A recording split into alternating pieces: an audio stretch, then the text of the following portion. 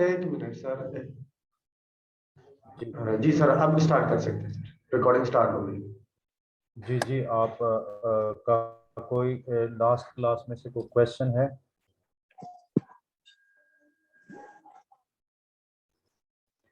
Next फिर हम चलते हैं। मेरे ख्याल में हमने लास्ट क्लास तक जो है ना डिस्कस किया था लिटरेचर रिव्यू के बारे में, या इंट्रोडक्शन डिस्कस किया था। लतीफ़ मुझे थोड़ा सा रिमाइंड करा दें फिर मैं आगे चलता हूँ। सर इंट्रोडक्शन किया था हमने। लिटरेचर रिव्यू नहीं किया था? नहीं, लिटरेचर रिव्यू भी किया था यार, मुझे याद है। इंट्रोडक्शन के बारे में डिटेल में जी सर हुआ था, लिटरेचर रिव्यू भी हुआ था। और बताएं, तो हमारा अक्सर लिटरेचर रिव्यू में मिसिंग होती हैं चीज़ें। ये सर हुआ था सर, बिल्कुल। वो जो है ना, हमारे पास मेजरमेंट के बारे में इंफॉर्मेशन होती है कि मतलब आप अगर कोई मेजरिंग इंस्ट्रूमेंट या टूल यूज़ कर रहे हैं तो उसके पीछे अगर मल्टीपल टूल्स अवेलेबल हैं तो आपको क्यों लगता है कि ये वाला टूल बेस्ट वन है जो आप यूज़ कर रहे हैं। उसके पीछे कुछ लिटरेचर पर्सपेक्टिव देता है। ये मैंने आपके साथ शेयर किया था। अगर आप देखेंगे, मतलब ट्रीटमेंट एडेरेंस एक इस किस्म की चीज़ है जिसको आप बायोलॉजिकली भी मेजर कर सकते हैं, और थ्रू सेल्फ रिपोर्टेड बिहेवियर के जो क्वेश्चनियर हैं उनके थ्रू भी कर सकते हैं। तो मतलब बायोलॉजिकल हमें लगता है कि ये ज़्यादा सूटेबल है, लेकिन लिटरेचर अगर आप देखें तो बायोलॉजिकल की बजाय सेल्फ रिपोर्टेड बिहेवियर को लिटरेचर ने बताया हुआ तो वो ज़्यादा सूटेबल है। तो आप अगर मेजरमेंट ऑफ ईच वेरिएबल जो आपकी स्टडी का है वो भी अगर आप बता दें कि अगर एक से ज़्यादा स्केल अवेलेबल है या एक भी स्केल अवेलेबल है तो ये ज़्यादा मतलब रीडर को आई कैचिंग लगता है कि आपको कहीं पे एक्सप्लेन करने की ज़रूरत नहीं पड़ती कि आप ये मेजरिंग इंस्ट्रूमेंट क्यों यूज़ कर रहे हैं। तो ये वाला पोर्शन मैं आप रीड आउट आपने शायद कर लिया हो। अगर ये देखें, the most common method of assessing patient adherence is to ask them questions. However, only a few adherence assessment have been diagnosed and evaluated specifically for ESRD patients receiving hemodialysis. In order to accurately measure adherence, self-report measures such as questionnaire must be validated and reliable. In fact, they may have the most cost-effective measure available. A lack of adequate adherence assessment technique has resulted in substantial discrepancies in reported adherence rates among patients. तो ये करने के बाद मैं and पे आता हूँ। देखिए ये हमारे पास है कि मैंने ये वाला क्वेश्चनर क्यों यूज किया। The 15 atom end stage renal disease treatment adherence questionnaire was developed. To our knowledge, the ESRD-TAQ is the first self-report questionnaire to look at all aspects of adherence behavior in patients with ESRD undergoing hemodialysis. Easy to administer and reliable, the instrument has a high level of validity and reliability. HD attendance, medication usage, fluid restrictions, and nutrition recommended were all part of the ESRD-TQ, which was developed for the patient who require in-center HD treatment adherence measurement. As a starting points, items were derived from extensive literature studies and consultation clinical professional. आपको मतलब आपके comprehend करने में reader को कि आपने ये वाला क्वेश्चन क्यों यूज किया। तो ये आज थोड़ा सा ओवरव्यू देना था। और दूसरा, समरी ऑफ लिटरेचर रिव्यू आप ऐड करते हैं जिसमें आप पूरे जो आपने डिस्क्राइब किया होता है उसमें आप पूरी लिटरेचर रिव्यू को समराइज कर देते हैं। रीडर अगर पूरा आपका लिटरेचर रिव्यू नहीं पढ़ सकता तो समरी ऑफ लिटरेचर रिव्यू पढ़े। तो आज के अभी के लेक्चर में जो बात हमने मतलब राइटअप ज्यादा अच्छा आप तभी सीखेंगे जब आप इसको एक दफा गो, जब क्वेश्चन एक से ज्यादा अवेलेबल है उसका मेजरिंग एक भी अवेलेबल है तो आपने ये वाला क्यों लिया। क्या आप उसमें पाकिस्तानी स्टडीज ऐड कर सकते हैं कि ये इंडिजिनस बेसिस पे वैलिडेटेड है, तो इस तरह की उसकी आप इंपॉर्टेंस हाईलाइट कर सकते हैं। डॉक्टरेट लेवल का है, वो आपसे क्वेश्चन नहीं कर सकता कि आपने ये वाला मेजरिंग इंस्ट्रूमेंट क्यों यूज किया।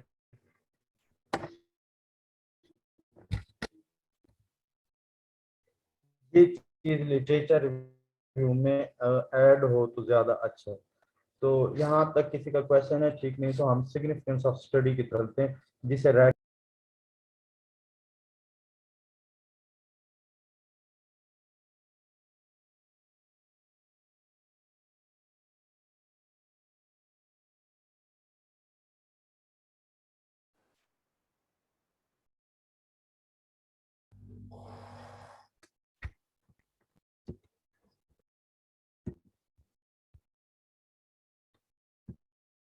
ये कब से मेरा माइक मेरा लॉग, लतीफ काइंडली मुझे बता दें, मुझे नहीं अंदाजा मैं कब से लॉग आउट हो गया था।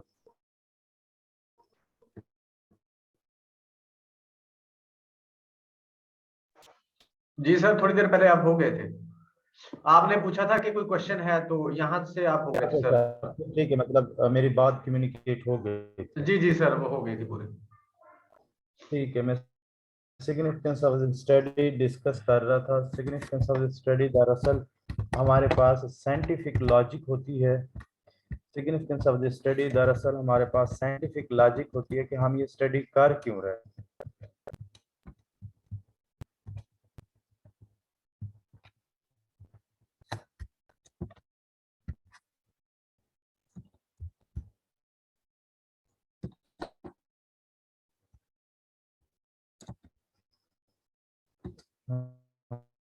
सिग्निफिकेंस ऑफ द स्टडी या रैशनल जो होता है, ये हमारी साइंटिफिक लॉजिक होती है। साइंटिफिक लॉजिक में दरअसल आपने साइंटिफिकली मतलब लेमैन टर्म्स में नहीं, साइंटिफिकली मतलब लिटरेचर सपोर्टेड ये साबित करना है कि आपकी स्टडी किस तरह इम्पॉर्टेंट है, इस पे स्टडी करने की क्यों ज़रूरत है। उस चीज़ को आपने रैशनलाइज करना है, लॉजिक देनी है। साइंटिफिक लॉजिक का मतलब यही है।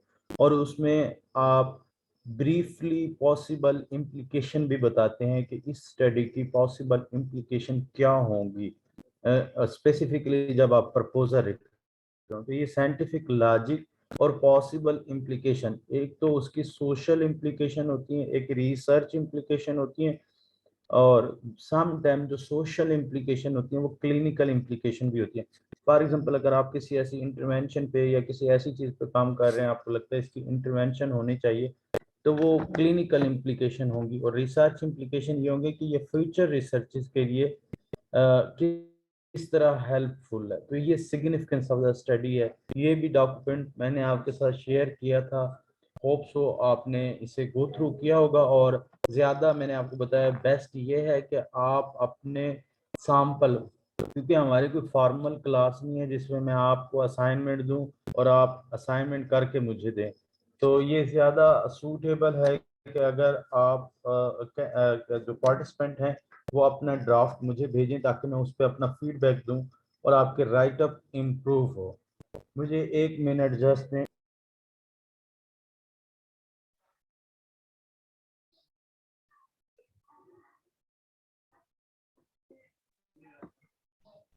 Thank you. यहाँ तक किसी का कोई क्वेश्चन है तो काइंडली आप पूछ लें, नहीं तो आज हम कुछ चीज़ें और डिस्कस करते हैं। नेक्स्ट हमारा topic I think so sir hypothesis. Sir एक क्वेश्चन है अफशीन का। अफशीन। जी जी Afsheen.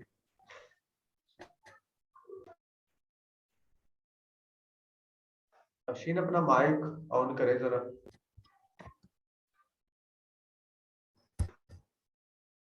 Yes of course, Afsheen ने क्वेश्चन कर दिया। कि मैं ड्राफ्ट चेक कर सकता हूँ, मैं आपको उस पर फीडबैक प्रॉपर दूंगा कि इसमें कहाँ पे आप मतलब इसमें इम्प्रूवमेंट कर सकते हैं। इस मैंने तो पहले दिन से भी कहा था, शायद सब पार्टिसिपेंट को, और आज रिकॉर्डिंग भी जा रही है, कि कोई पार्टिसिपेंट अपना ड्राफ्ट चेक करवाना चाहे। अब डेफिनेटली हम एज अ क्लास स्टूडेंट मैं नहीं चेक मतलब कह सकता कि आपके असाइनमेंट आपने सबमिट करना है, क्योंकि ये आपके इंटरेस्ट की बेस पे कोर्स है। तो आप जब भी अपना ड्राफ्ट वेरीफाई कराना चाहें, चेक कराना चाहें, उसमें इम्प्रूवमेंट सजेशन देना चाहें, हम ऑलवेज अवेलेबल। जी जियाउर रहमान। मुजना इन्ना, ऑफ कोर्स। देखें, ये अगर आप मुजना ये करेंगे ना, मतलब ये वाली चीजें क्लास के दौरानिए में डिस्कस कर लेंगे तो इसका ये फायदा होगा कि बाकी पार्टिसिपेंट लर्न कर लेंगे जो नहीं पूछते।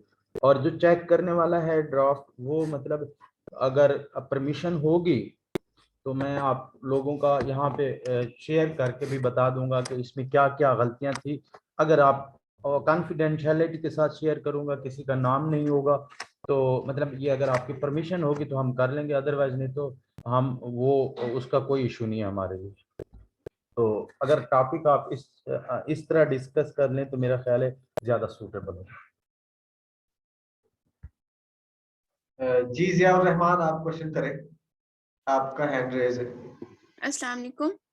जी सर, मेरा अभी माइक इतना ठीक तरह से वर्क नहीं कर रहा, मैं सिचुएशन में नहीं हूँ, तो मैं इंशाल्लाह कल से फिर आपसे डिस्कस करूंगी क्लास में। ठीक, क्लास में डिस्कस कर लें ताकि हम जी। ना हमें पता चले कि हम किस तरह टॉपिक की मतलब वो करते हैं, सिलेक्शन करते हैं। नेक्स्ट क्लास में, आप कल वाली क्लास में डिस्कस कर लें। जी, इंशाल्लाह। Next person, thank you. Sir sorry, मेरा कनेक्शन थोड़ा सा वीक है, तो वो ड्राफ्ट चेकिंग की बात वो मैं सही नहीं सुन पाया। सर, आप हमारी थीसिस के बारे में बता रहे कि अगर हम अपना कोई थीसिस कर रहे हैं तो आपसे चेक करवा सकते हैं लिटरेचर रिव्यू या significance of the study.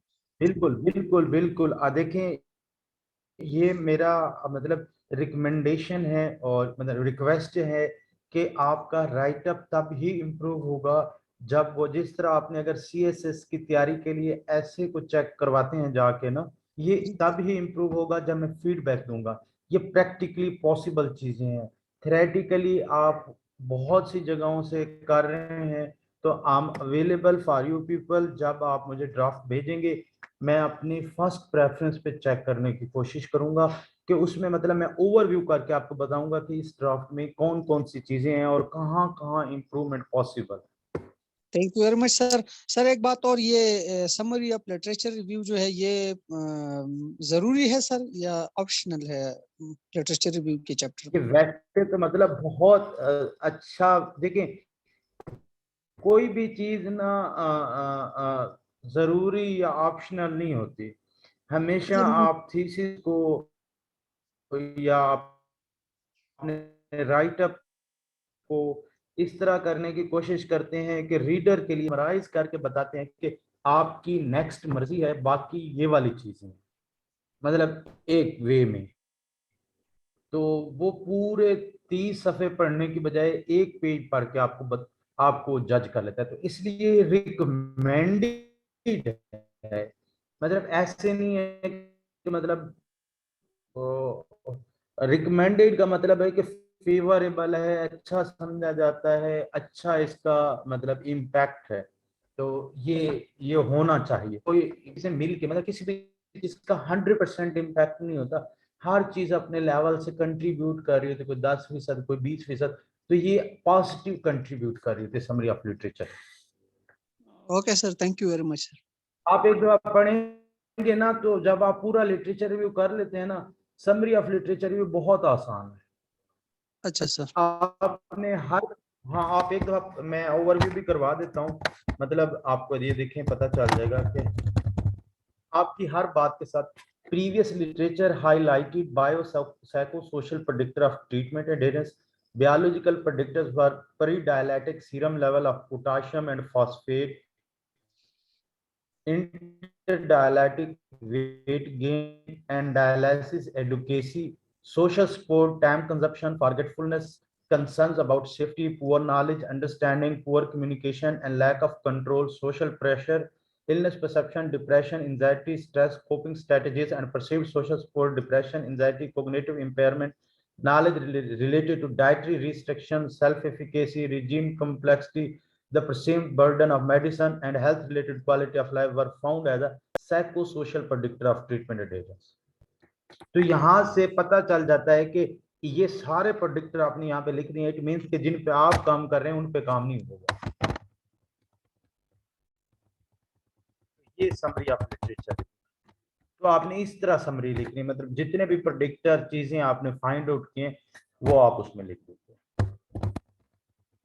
Next किसी का क्वेश्चन है? हैंड रेज किया हुआ है किसी ने? लतीफ, या हम आगे चलें? नो सर, आप जी और थैंक अक्सा यू खान।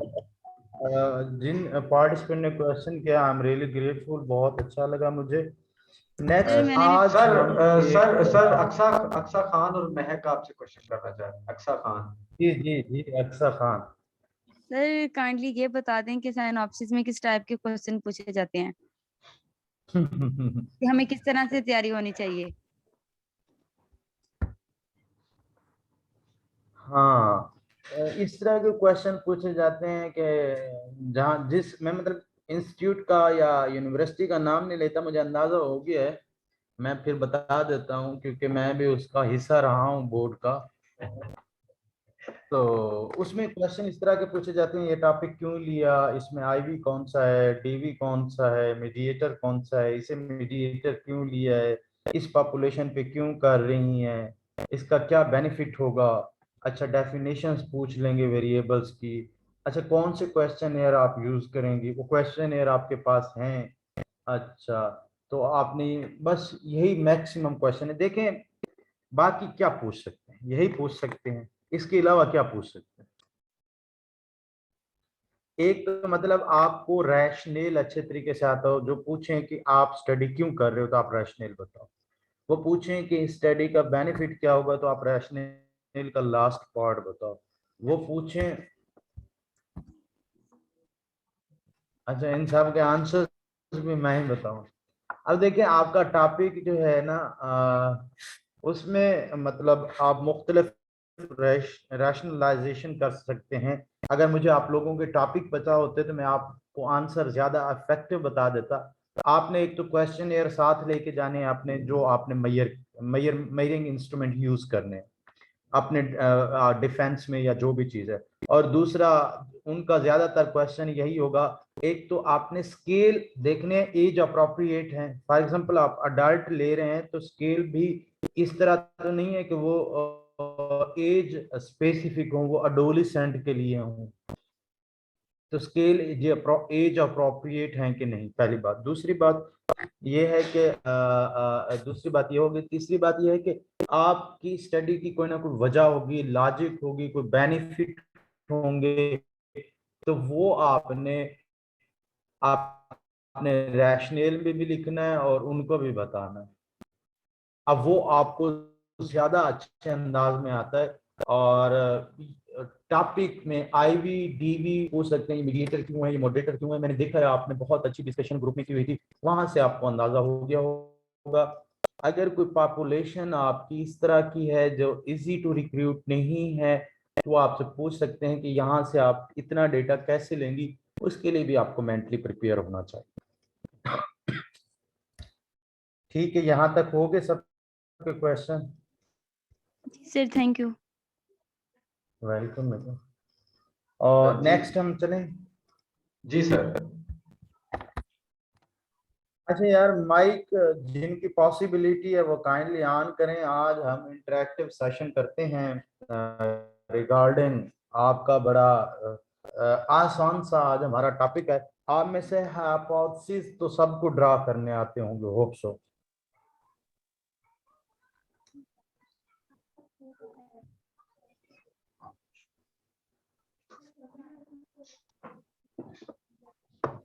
लतीफ, आपको तो आते होंगे। जी सर, टॉपिक पता हो तो सर हाइपोथेसिस बना लेता हूँ मैं। Good, well done. हाइपोथेसिस की डेफिनेशन क्या है, कोई बता सकता है मुझे? Sir hypothesis basically tentative statement होते हैं जिसको हम बाद में एक्सपेरिमेंट से या रिसर्च करके उसको राइट या रॉन्ग प्रूव करते हैं।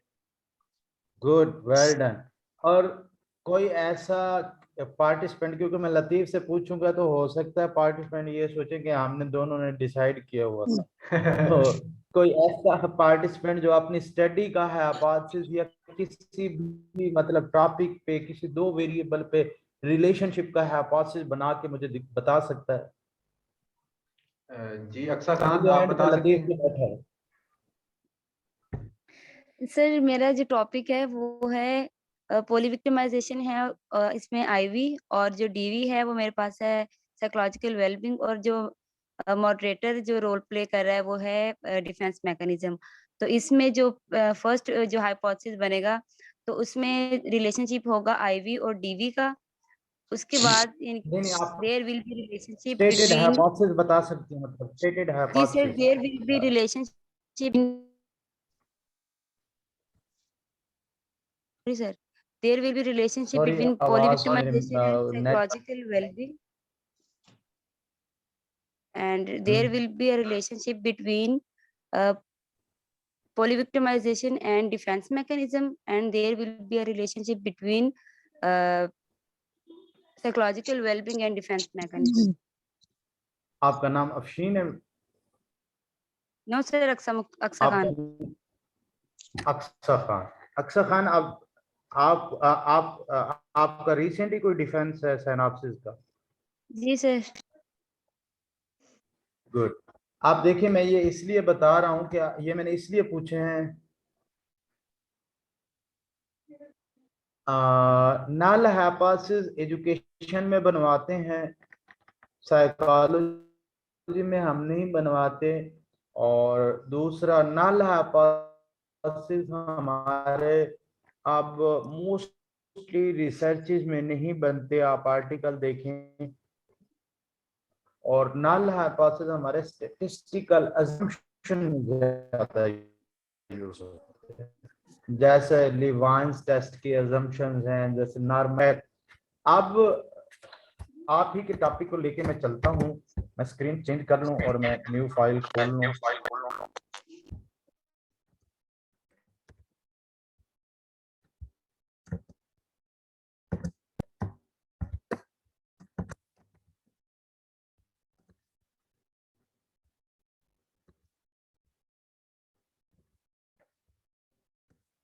अक्सर खान, आप मुझे अपना टॉपिक बताएं।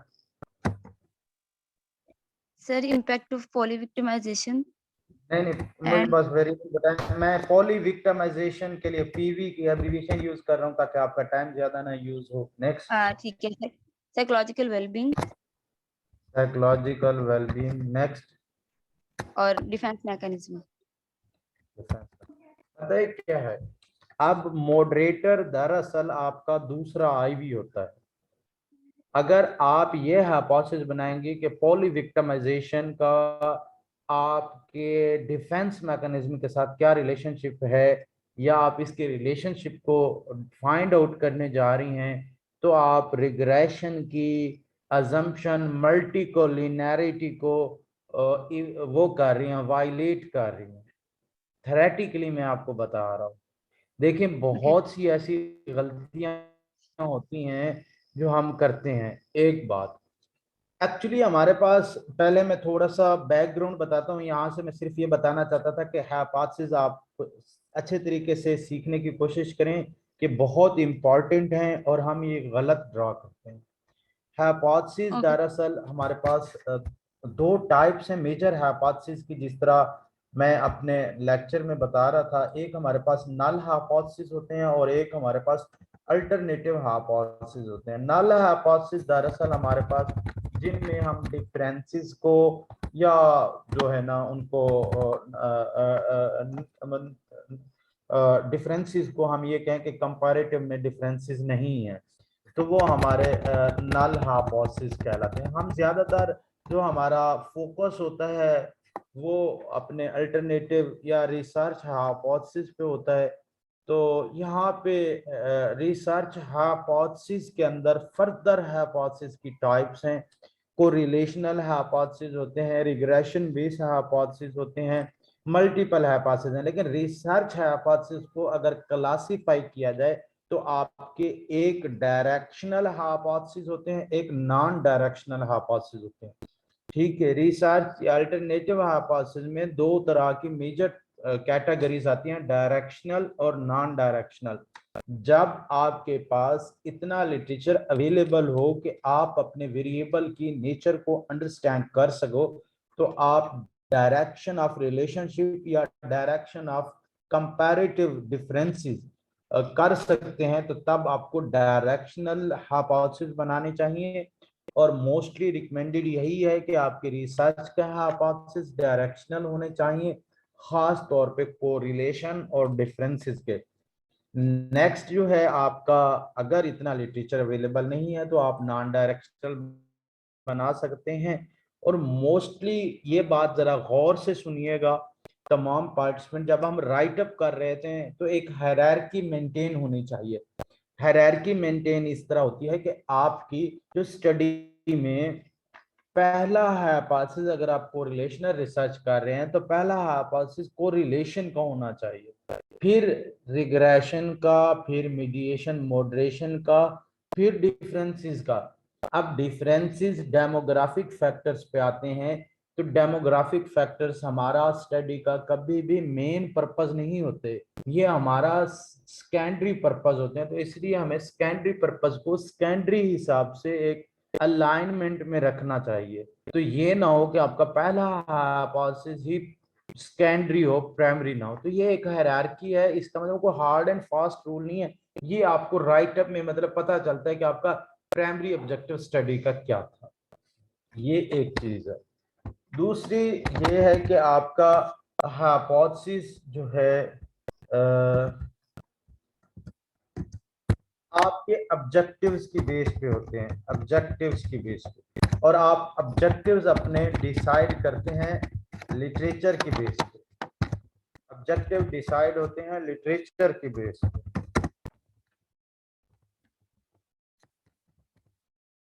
अब ऑब्जेक्टिव में भी वही हायरार्की होनी चाहिए आपकी। आप देखिए नीचे वाले ऑब्जेक्टिव का आप अगर इस तरह लिखते हैं, to find out the relationship of poly-victimization, defense mechanism and psychological well-being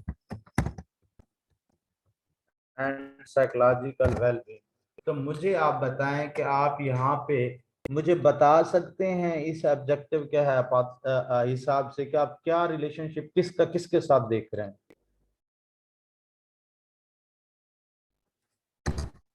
तो ये स्क्रीन शेयर नहीं हुई, सॉरी। सर स्क्रीन शेयर नहीं हो रही।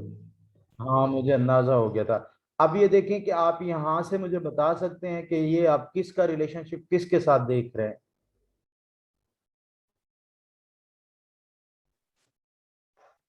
ये सर जो आपने लिखा ये तो सबका रिलेशनशिप बता रहा है, पीवी और डीएम का रिलेशनशिप उसके साइकोलॉजिकल वेलबींग के साथ, तीनों का बता रहे हैं सर।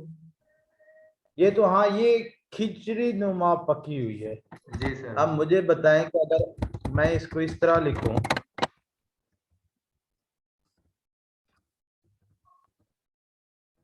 जस्ट मैंने एंड की जगह विद लगा दी है। Yes sir.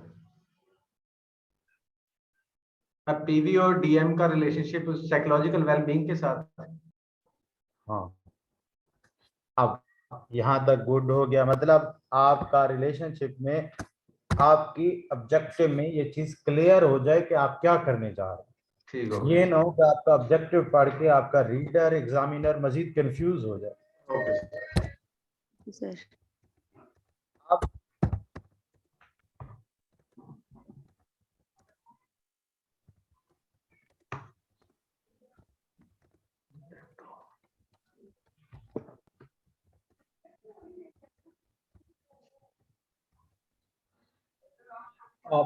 नेक्स्ट होगा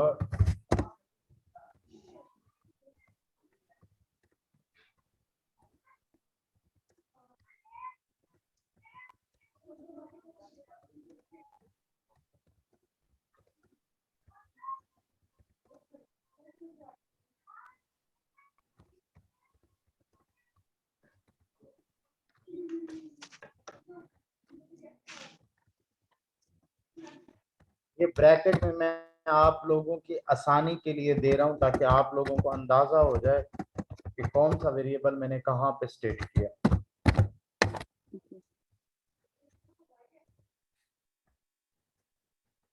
ठीक है, और उसके अलावा मतलब मैं पॉसिबल बना रहा हूं अब आपके लिए, मीडिएशन का हो सकता है। सर ये मिनिमम कितने ऑब्जेक्टिव्स हम ड्रॉ कर सकते हैं और मैक्सिमम कितने? Depending on complexity of your topic. Okay sir.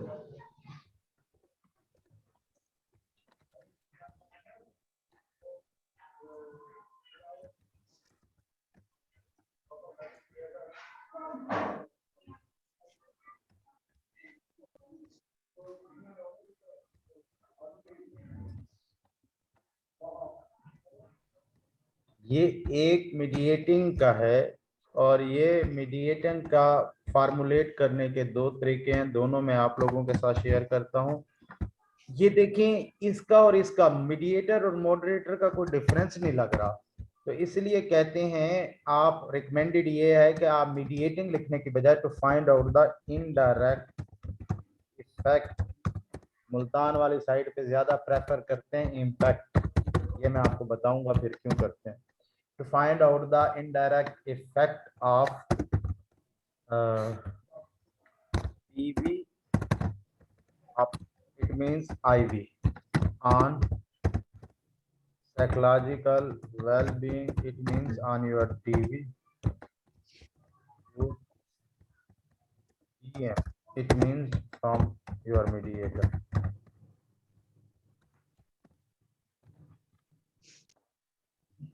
ये ब्रैकेट में जो चीजें लिखी हैं ये आपकी आसानी के लिए मैंने लिखी है। Okay sir. अच्छा वो ना कुछ चीजों के ट्रेंड्स होते हैं, इफेक्ट की टर्म वैसे सर्वे बेस और रिलेशनल रिसर्चेस के लिए रिकमेंडेड नहीं होती जब आप डायरेक्ट इफेक्ट की बात करें। मतलब अगर आप देखें तो यहाँ पे देखें डायरेक्ट इफेक्ट की बात हो रही थी, मैंने वर्ड इम्पैक्ट लिखा है। जब आप इनडायरेक्ट की बात करते हैं तो इनडायरेक्ट में आप इफेक्ट लिख सकते हैं, क्यों? क्योंकि डायरेक्ट इफेक्ट में इफेक्ट ओनली एक्सपेरिमेंटल स्टडी के लिए यूज होता है, लेकिन इनडायरेक्ट में इफेक्ट आप सर्वे बेस्ड और कोरिलेशनल स्टडीज के लिए भी यूज कर सकते हैं। Okay sir. लेकिन सर ये हमने तो देखा ज्यादातर सर्वे बेस्ड स्टडीज के साथ भी लिखा होता है इफेक्ट, तो वो इट मींस कि वो नहीं लिखना चाहिए। नहीं, इफेक्ट्स डायरेक्ट इफेक्ट में जहां आप जैसे मैंने लिखा to find out the impact of PV and DM on PSWB, yes sir. It means कि मैंने अगर लिखता to find out the effect of, तो इसका मतलब ये होता कि मैं पोली विक्टिमाइजेशन कोई इंटरवेंशन है जो मैं करवा रहा हूं। सही है।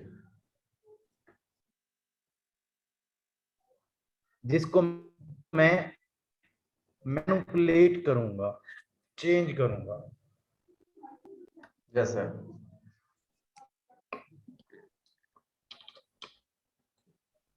यहाँ तक किसी पार्टिसिपेंट का कोई क्वेश्चन है? ठीक, नहीं तो हम आगे चलते हैं।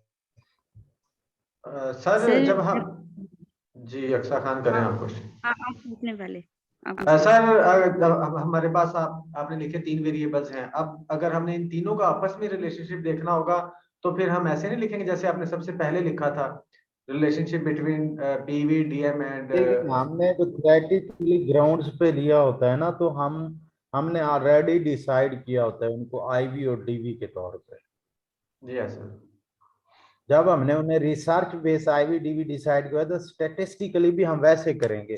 आप तो किसी भी चीज को स्टैटिस्टिक्स के डेटा एनालिसिस में डाल दे, वो तो फाइंडिंग्स निकाल के आपको दे देगा। Yes sir. ठीक है। Yes sir. जी अक्सा खान। सर ये जो ऑब्जेक्टिव हैं या फिर रिसर्च क्वेश्चंस हैं या फिर हाइपोथेसिस हैं, ये सब ड्रा करने के लिए जो मेथड होता है वो यूनिवर्सिटी टू यूनिवर्सिटी वेरी कर रहा होता है या ये एक ही मेथड होता है? मेथड तो एक होता है, बहरहाल अंडरस्टैंडिंग टू अंडरस्टैंडिंग वेरी कर रहा होता है। ठीक है। बहुत सी बातें मैं दबे लफ्जों में करता हूँ। Yes sir. सर समझ आ रहा है मुझे। मतलब लॉजिकली आप देखें ना, कोई मेरा मेथड नहीं है, मैंने आपके सामने ड्रा किए हैं, मैंने इम्पैक्ट क्यों यूज किया है, मैंने इफेक्ट क्यों यूज किया आपको बताया है। Yes sir. और इंटेलेक्चुअली आप रैशनलाइज कर सकते हैं। ठीक है। अच्छा, और फिर इसके बाद आपके डेमोग्राफिक,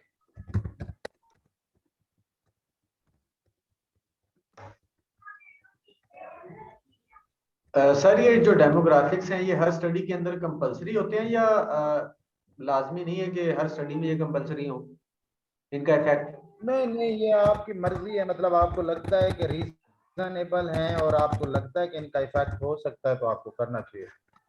अच्छा, यहाँ पे रिसर्च जो डिफरेंसेस के हवाले से है वो बड़ी कंफ्यूज है। कुछ लोग डीवी पे डिफरेंसेस फाइंड आउट करवाते हैं, कुछ आईवी और डीवी पे करवाते हैं। तो मतलब आप पे डिपेंड करता है कि आप क्या करना चाहते हैं। यहाँ तक कोई क्वेश्चन है तो आप मुझसे पूछ सकते हैं, वरना हम आगे चलते हैं।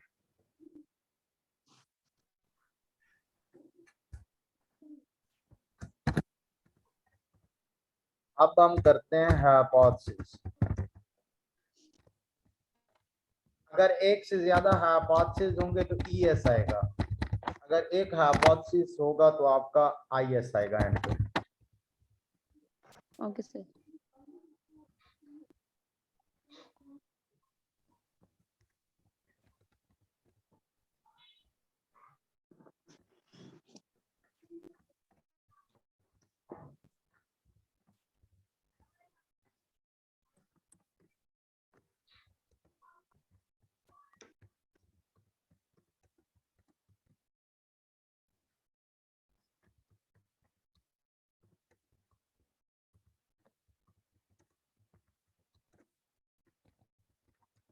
जी, मेरा पार्टिसिपेंट से क्वेश्चन है, क्या यह हाइपोथेसिस ठीक लग रहा है?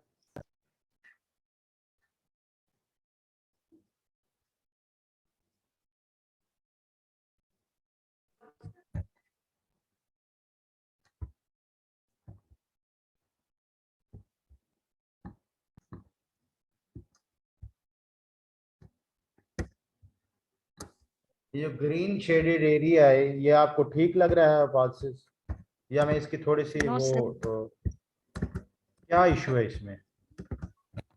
सर जितना मुझे पता है कि जो हाइपोथेसिस बनते हैं वो उसमें हम फ्यूचर टर्म यूज करते हैं। गुड, और वेल डन। और इसमें सर मेरे ख्याल में दो टर्म्स भी यूज की गई हैं, दो सिचुएशंस, यानी कि एक ही हाइपोथेसिस के अंदर दो हाइपोथेसिस बना दिए गए, जैसे सिग्निफिकेंटली और पॉजिटिवली, आई थिंक, जैसे मुझे मेरी समझ में आ रहा है। हाँ, गुड। हम हो, आपने ठीक बताया। कुछ रिसर्चर्स की, अब देखो ना, रिसर्चर्स के पर्सपेक्टिव है, उन पर्सपेक्टिव के मुताबिक कुछ रिसर्चर ये कहते हैं जो स्टैटिस्टिक है ना और सिग्निफिकेंट है, ये यस, प्रॉपर स्टैटिस्टिक के लिए है। ठीक। ठीक। और दूसरा, ये आप बना सकते हैं एक से ज्यादा हाइपोथेसिस का। अब क्योंकि हमें पॉली विक्टिमाइजेशन, डिफेंस मैकेनिज्म और साइकोलॉजिकल वेल बीइंग है, तो आप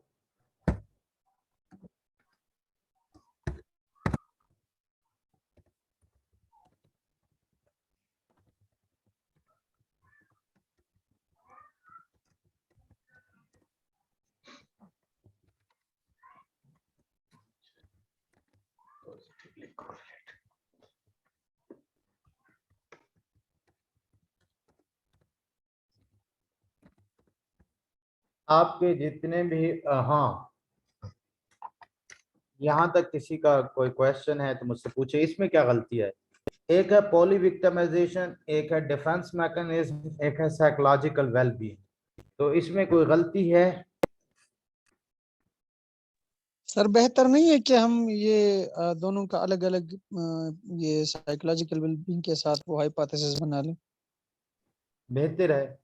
हाँ, इसकी रिकमेंडेशन ये है, अगर आप थीसिस राइटिंग कर रहे हैं तो आपके पास स्पेस होती है कि आप इसे इंडिविजुअल हाइपोथेसाइज करें। लेकिन अगर आप थीसिस कर रहे हैं, सॉरी, आप थीसिस में इंडिविजुअल हाइपोथेसाइज करें, लेकिन अगर आप आर्टिकल राइटिंग कर रहे हैं तो आपको कंबाइन मतलब हाइपोथेसिस फार्मूलेशन करनी चाहिए, क्योंकि आपके पास इकोनॉमी ऑफ वर्ड का जो कंसेप्ट है उसको फॉलो करना होता है। 18 से 20 पेजेस के अंदर आपको तमाम राइटअप करना होता है मैक्सिमम।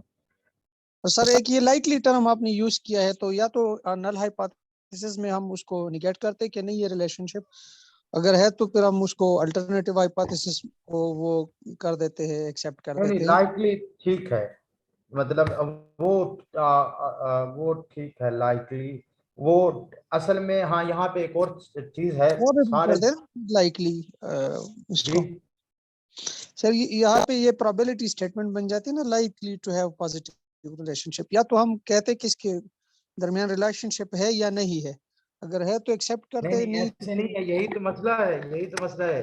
क्या नाम है आपका यार, बड़ा मजा आएगा आपके साथ डिबेट। जियाउर रहमान, आओ आप डिबेट करते हैं।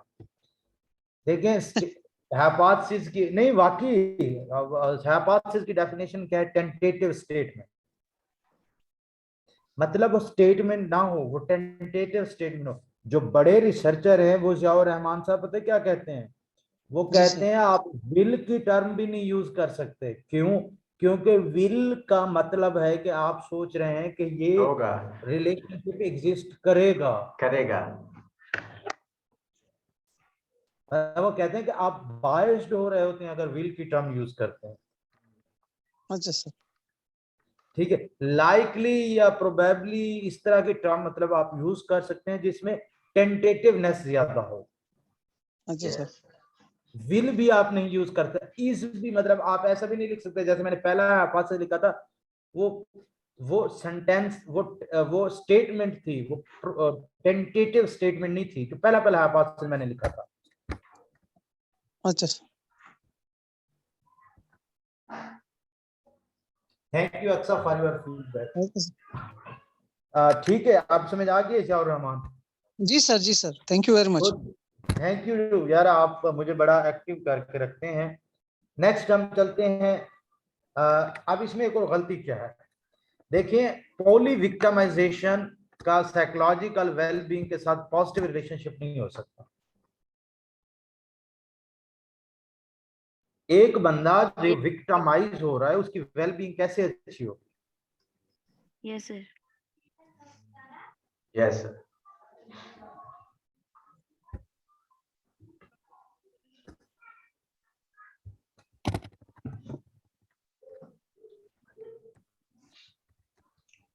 is likely to have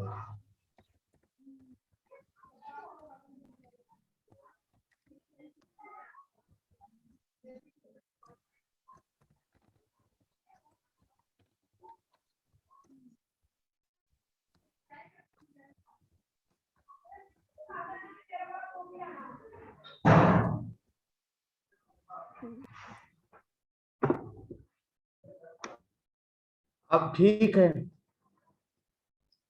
positive relationship में लिख लो, एक मिनट सॉरी, अब ठीक लिखा है।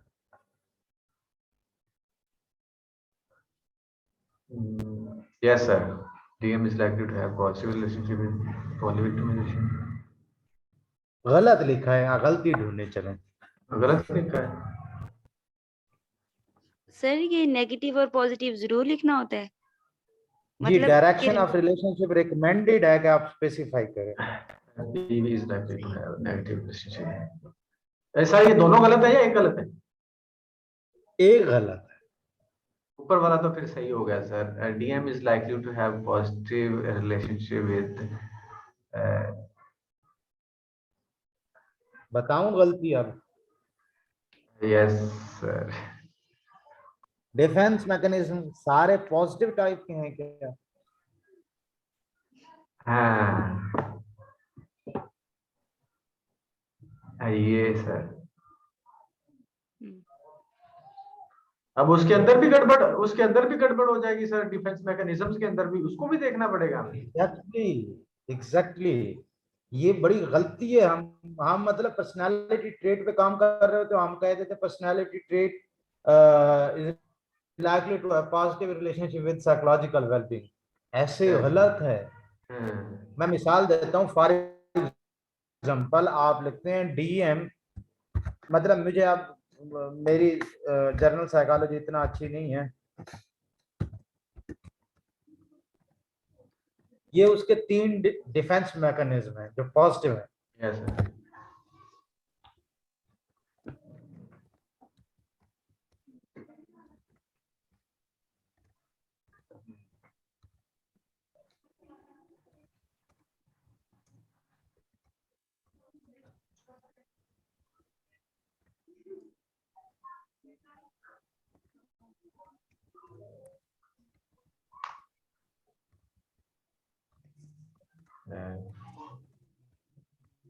Negative correlation relationship. कोरिलेशन पे भी लोग कहते हैं ना लिखे, स्टैटिस्टिक टर्म है। ठीक।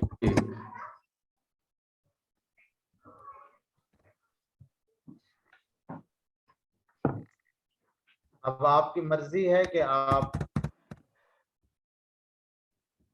इस तरह भी लिख सकते हैं, ठीक है। फॉर एग्जांपल आप सब स्केल पे काम कर रहे हैं लेकिन सारे सब स्केल पॉजिटिवली रिलेटेड हैं, तो आप इस तरह कर सकते हैं, मतलब डिफेंस मैकेनिज्म उन सारे सब स्केल का नाम लिख के आगे वेलबींग के भी 6 सब स्केल हैं।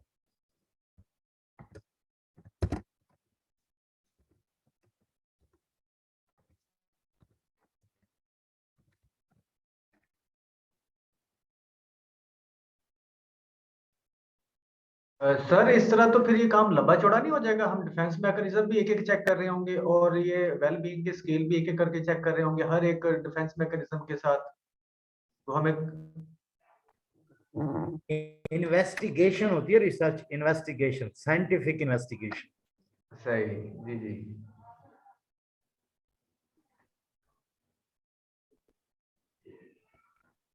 यानी कि इनको अब हर पहलू को देखना पड़ेगा, हर एस्पेक्ट को देखना पड़ेगा इसके। एग्जैक्टली।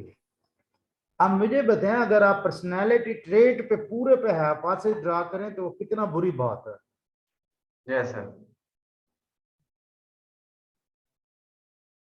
या फिर सर उसका एक दूसरा हल ये है कि फिर हम उसको कोई पर्टिकुलर कैरेक्टरिस्टिक ले लें सर, या ट्रेट ले लें। नहीं अगर नहीं, हमने फिर वो नहीं नहीं नहीं नहीं नहीं, फिर वो इन्वेस्टिगेशन में मतलब रिकमेंडेड ये होता है कि आप एक कंस्ट्रक्ट के रेलिवेंट चीजें लें। अगर आप ड्रॉप आउट कर रहे हैं तो उसके पीछे कुछ स्ट्रॉन्ग रीजन और रैशनल होना चाहिए।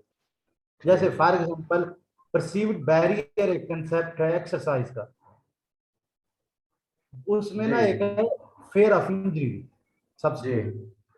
अगर वो Yes, आप sir. यंग अडल्ट पे कर रहे हैं तो फेयर ऑफ इंजरी आप निकाल देते हैं। क्यों? क्योंकि यंग अडल्ट को फेयर ऑफ इंजरी नहीं है। ठीक। सही। या आप ऐसा पर्सपेक्टिव मेजर कर रहे हैं कि वो मतलब डीवी का एक पर्सपेक्टिव है, वो एक आईवी का भी सब स्केल बन रहा है, तो फिर आप एक ड्रॉप कर देते हैं। सही हो गया सर। यानी कि या ओवरलैप अगर हो रहा है तो ड्रॉप कर देंगे, या हमारे पास कोई स्ट्रॉन्ग लॉजिक है तो ड्रॉप करेंगे। हाँ। ठीक हो गया। या दूसरी बात ये है कि जैसे फॉर एग्जांपल आप मेंटल हेल्थ मेजर कर रहे हैं, यस सर। बहुत से रिसर्चर ने मेंटल हेल्थ में डैश के अंदर डिप्रेशन, ये मैंने क्लास में भी एक्सरसाइज करवाई थी, Yes, sir. डिप्रेशन और एंजाइटी को यूज करते हैं। जी सर। तो स्ट्रेस को वो काट देते हैं, मतलब स्ट्रेस को ड्रॉप आउट कर देते हैं। तो अब आप उन रिसर्चेस का लिटरेचर सपोर्ट करके कह सकते हैं कि प्रीवियस रिसर्चेस जिनने मेंटल हेल्थ में डैश यूज किया था, डिप्रेशन और एंजाइटी को यूज किया था, स्ट्रेस को ड्रॉप आउट कर दिया था। ठीक हो गया सर। Yes, sir.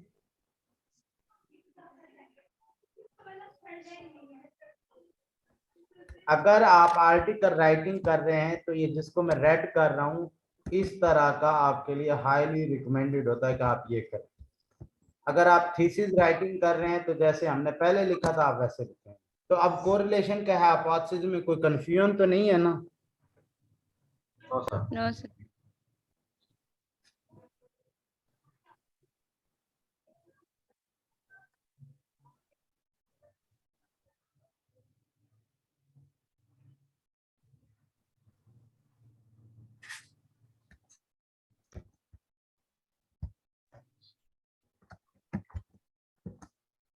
अगर दोनों एक नेचर के वेरिएबल हैं जैसे polyvictimization and post traumatic stress disorder,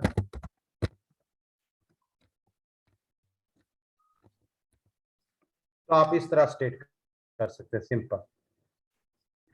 ठीक। अगर दोनों पॉजिटिव हैं जैसे self esteem and self efficacy. Yes sir.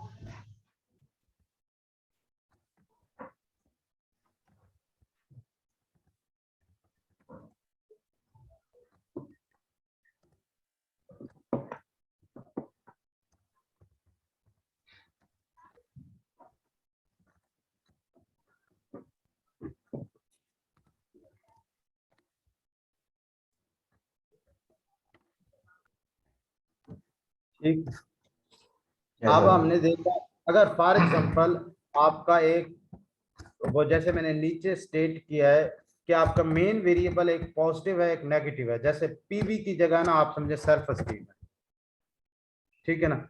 तो अब आप इस तरह लिख सकते हैं सेल्फ एस्टीम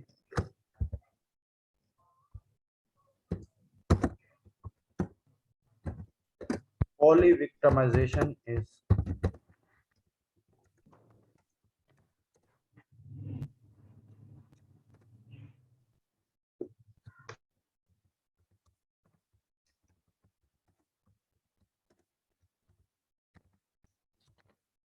अब ये भी आप लिख सकते हैं और इसको स्प्लिट करके भी लिख सकते हैं, स्प्लिट फॉर्म में भी मैंने आपको बताया। तो मतलब थीसिस में रिकमेंडेड है कि आप स्प्लिट फॉर्म में करें और आर्टिकल में रिकमेंडेड है कि आप इसे दूसरे तरह से करें। तो यहाँ तक हाइपोथेसिस में कोरिलेशनल हाइपोथेसिस तक किसी का कोई क्वेश्चन है तो आप पूछ सकते हैं, वरना नेक्स्ट हम रिग्रेशन और मीडिएशन और मॉडरेशन नेक्स्ट क्लास में करते हैं। यहाँ तक किसी का कोई क्वेश्चन है तो आप पूछ सकते हैं। सर मेरा एक रिक्वेस्ट है, अगर आप कंसिडर कर ले तो। जी जी प्लीज। सर ये साइकोलॉजी के जो वेरिएबल्स आप यहाँ पे मेंशन कर रहे हैं सर, थोड़ी सी प्रॉब्लम हो रही है इनको अंडरस्टैंड करने में, क्योंकि आई एम फ्रॉम एजुकेशन। मैं अभी एग्जांपल देता हूँ दोस्त। एकेडमिक्स आप एजुकेशन से हैं? अपॉलॉजी सर, मैं एजुकेशन से हूँ सर, तो थोड़ा सा प्रॉब्लम हो रहा है। एकेडमिक स्ट्रेस का तो पता है आपको? Yes sir. Quality of sleep का भी पता है आपको? Yes sir. एकेडमिक परफॉर्मेंस का भी पता है आपको? Yes sir. गुड। अब एकेडमिक स्ट्रेस नेगेटिव नेचर का है ना, स्ट्रेस नेगेटिव नेचर है। Yes sir. Quality of sleep positive nature है। Yes sir. Academic performance positive है। अब इसका मतलब है एकेडमिक स्ट्रेस और एकेडमिक परफॉर्मेंस में पॉजिटिव है, क्वालिटी ऑफ स्लीप और एकेडमिक परफॉर्मेंस में एकेडमिक स्ट्रेस और एकेडमिक परफॉर्मेंस में नेगेटिव है, ठीक है। Yes sir. ये मैं ऐसे करता हूँ, इनमें क्या होगा नेगेटिव, यस सर। ठीक है। क्वालिटी ऑफ स्लीप और एकेडमिक परफॉर्मेंस में क्या होगा पॉजिटिव। कुछ अंदाजा हो रहा है आपको अब? Yes sir. Yes sir. Good. अब इनके हाइपोथेसिस बना के दिखा दूं।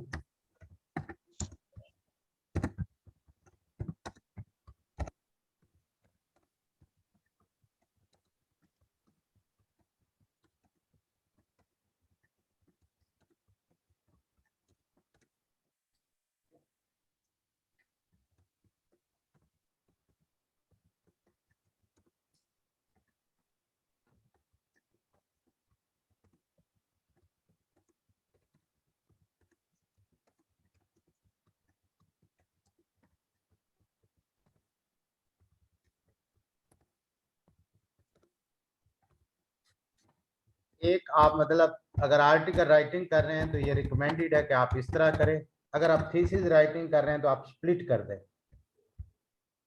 अच्छा सर। स्प्लिट का मतलब सर दो हाइपोथेसिस बना दें। जी, ये जैसे मैंने बना दिया। ठीक हो गया। Okay sir. मतलब आपने जियाउर रहमान है ना आपका नाम? जी सर। जी सर। जियाउर रहमान साहब, आपने ना सबसे पहले लिटरेचर से, जिस तरह ना हम 2+2 का पता चल जाता है 4 है, तो जी सर। लिटरेचर से आपने नेचर ऑफ वेरिएबल अंडरस्टैंड करनी है। जी सर। ये सिनॉप्सिस कैसे लिखने हैं? सिनॉप्सिस में आप ऐसे लिखेंगे, ये जो मतलब स्प्लिट किया मैंने ये वाले, अगर डिफरेंट नेचर है हाइपोथेसिस की तो आप इस तरह लिखेंगे। अगर फॉर एग्जांपल मैं एक मिसाल देता हूं कि आप कहते हैं कि ये देखिए ये डिफरेंट नेचर थी दोनों आईवीज की, ठीक है। मिसाल के तौर पे मैं एक एग्जांपल देता हूं, एकेडमिक सेल्फ एफिकेसी का तो सबको पता होगा और क्वालिटी ऑफ स्लीप का भी सबको पता है, यस ठीक सर। है। अब हम इसका बनाते हैं तो इसका ये आप इस तरह बना सकते हैं, academic self efficacy and quality of sleep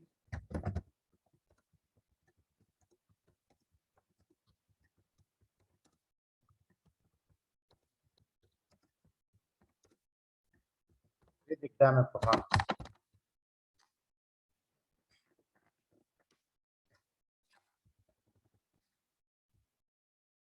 मतलब सेम रिलेशनशिप है अगर सेट ऑफ वेरिएबल्स का, तो आप एक हाइपोथेसिस बना दें। अगर डिफरेंट रिलेशनशिप है सेट ऑफ वेरिएबल का, तो आप दो हाइपोथेसिस बना दें सिनॉप्सिस में। सर अगर एक ही रिलेशनशिप बन रहा है लेकिन उसके बावजूद हम दो इनके बना रहे हैं हाइपोथेसिस, तो वो गलत कंसीडर कोई होगा? मसला नहीं है, कोई मसला नहीं है, वो फिर रेपिटेशन सी हो जाती है। ठीक हो गया मतलब सर। कोई गलत नहीं है, रेपिटेशन सी हो जाती है। ठीक हो गया सर। मतलब इसमें इकोनॉमी ऑफ वर्ड, सिंपल, ये चीजें आपको देखनी होती है। Okay sir. Welcome Ziaur Rahman साहब, बहुत शुक्रिया आपका, आपने मुझे रिमाइंड कराया, मुझे भूल गया था कि आप एजुकेशन से। जी, यहाँ तक किसी का कोई क्वेश्चन कंसर्न है? ठीक, नहीं तो हम अपने नेक्स्ट क्लास से आगाज करते हैं। मैं आपके साथ ये वाला कंटेंट डॉक्यूमेंट भी शेयर करता हूँ, मैं आपके साथ रिटर्न वाला भी डॉक्यूमेंट शेयर करता हूँ, और राइटअप के लिए आप काइंडली जो प्रीवियस राइटअप के मैंने बताए हुए हैं डॉक्यूमेंट्स भेजे हुए हैं, वो आप एक दो दफा गो थ्रू करें, और फर्दर आपकी कोई सजेशन हो regarding to improve the session, you can ask Latif Saab and you can directly send a message or text to me. और सर अपना राइट अप आपके साथ पर्सनल में शेयर कर सकते हैं सर? जी जी जी जी, और रहना। Okay sir, thank you. अच्छा, ये बात सब जैसे आप सब जानते हैं, मैं ऑलरेडी मतलब यूनिवर्सिटी में डेजिग्नेटेड हूँ, तो कभी ऐसा हो सकता है कि आप मुझे भेजें और मैं रिस्पॉन्ड ना कर सकूं, तो वो फिर बाज दफा क्रॉसपेंडेंस इतना ज्यादा हो रही है कि आपका मैसेज नीचे चला जाता है, तो आप ना फिर मतलब एक दिन बाद मुझे फिर रिमाइंड करा दिया कर। ये रिक्वेस्ट है कि सम टाइम आप मेरी पर्सनल इस तरह की कमिटमेंट्स होती हैं कि मैं होता हूँ, लेकिन मोस्टली ये है कि आप मुझे जो है ना मंडे और ट्यूसडे अगर भेज देंगे, इन दिनों मेरी कम कमिटमेंट्स होती हैं, तो मैं आपका ज्यादा विजिलेंटली चेक कर सकता हूँ। मैंने एक रिक्वेस्ट की थी सर कल। मैंने पढ़ी हुई है जिया रहमान, आप मुझे भेज दें, मैंने देख ली थी वो मेरी, इसीलिए तो मैं कह रहा हूँ कि मुझे भूल जाता है। अब मुझे आपका नंबर भी सेव आपको नहीं है। 5 मिनट चाहिए होंगे सर, सिर्फ आप रिव्यू कर दें मेरा लेटर ऑफ आप मोटिवेशन। मुझे भेज दें। ओके सर, और थैंक यू। सिग्निफिकेंट के टर्म ऑफ शी हम इसलिए नहीं लिखते, ये स्टैटिस्टिकल है, रिकमेंड ही नहीं है, लेकिन कुछ सुपरवाइजर लिखवा देते हैं। Okay sir, thank you. Sir मेरा भी एक क्वेश्चन था क्लास में। सर हम चूंकि थोड़ा सा आइडिया तो है, लेकिन मैं कंफर्म करना चाह रहा हूँ कि हम जो लिटरेचर है वो कौन सा लिटरेचर अपने लिटरेचर रिव्यू का पार्ट बना रहे होते हैं। फॉर एग्जांपल अगर हमारा कोई टॉपिक है, जैसे अभी हमने देखा है, आपने वो जो टॉपिक ऊपर बताया विक्टिमाइजेशन वाला, अगर वो सेम टू सेम टॉपिक नहीं मिल रहा हमें, यानी कि एज का डिफरेंस आ रहा है या सिचुएशन का या कंट्री का डिफरेंस आ रहा है, तो वो हमें सेम टू सेम नहीं मिला, वो किसी और वेरिएबल के साथ अगर मिला है हमें लिटरेचर, तो उसको हम किस तरह से एडजस्ट करेंगे अपने लिटरेचर के अंदर? ये थोड़ा सा सर मैं जानना चाह रहा था, कंफर्म करना चाह रहा था। यही तो रिसर्च है, यही तो गैप्स इन नॉलेज है। देखिए, आपको मैंने जब बताया यहाँ पे ना, अगर सेम मिल गई तो एप्लीकेशन है ना। यस सर, मतलब कि अगर वो यहाँ पर नहीं हुई रिसर्च, वो तो सर फिर वहां पर कंट्री का डिफरेंस आ गया ना। मैं कह रहा हूँ हमें मिल ही नहीं रहा, वो गैप तो आ गया ना सर, अगर मिल ही नहीं रही। फिर आप ये रैशनलाइज करेंगे, ये कंट्री का जो डिफरेंस आ रहा है, रिलीजियस गैप्स हैं, कल्चर गैप्स हैं, नाम्स गैप्स हैं। यस सर, ठीक हो गया। ये देखें, ये मैं जो समरी ऑफ लिटरेचर वो आपके साथ शेयर की हुई है ना, आप एक दो उसे गो थ्रू करें, आपको अंदाजा हो जाएगा कि मतलब ये देखें, मतलब आपने बताना है कि इसकी बाकी तमाम चीजों पर रिसर्च हो चुकी है, जिसमें मैं करने जा रहा हूँ उसी पे नहीं हुई। ठीक हो गया सर, ठीक हो गया। नेक्स्ट किसी का क्वेश्चन नहीं है मेरे ख्याल में, फिर हम सर मेरा एक क्वेश्चन है। जी जी प्लीज। सर मुझे ये पूछना था कि अगर हमारे आईवी की 3 to 4 टाइप्स हैं और उन 4 टाइप्स को भी हम डिस्कस कर रहे हैं अपने इस साइनॉप्सिस में, तो जो हम हाइपोथेसिस बना रहे होंगे तो उसकी जो टाइप्स होंगी उनको भी हम रिलेट करेंगे डीवी के साथ और मॉडरेटर के साथ अलग अलग? बिल्कुल, ये मैंने अभी जब डिफेंस मैकेनिज्म की जगह पीपी और साइकोलॉजिकल वेलबींग की जगह डब्ल्यूडब्ल्यू मतलब फर्जी मैंने रखे हैं, तो ये दरअसल वही बात थी। सही है सर, थैंक यू। वेलकम। और किसी का कोई question? Okay, thank you very much, बहुत अच्छा लगा आपके साथ सेशन करके, शुक्रिया, अल्लाह हाफिज़। Thank you sir, Allah Hafiz.